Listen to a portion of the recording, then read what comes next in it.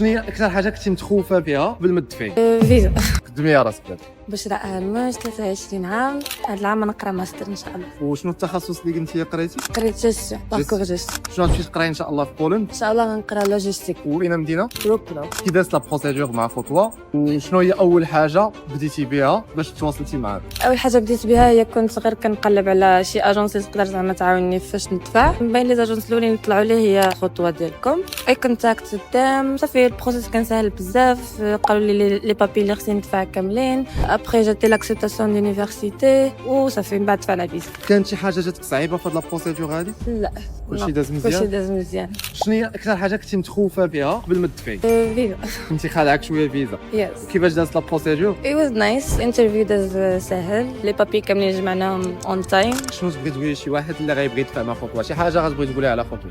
Trust them and everything will be alright. ان شاء الله. ثانك يو سو ماتش. Thank شي حاجه you. تبغي تقولها لماماك؟ انت حشا بزاف. تفشل.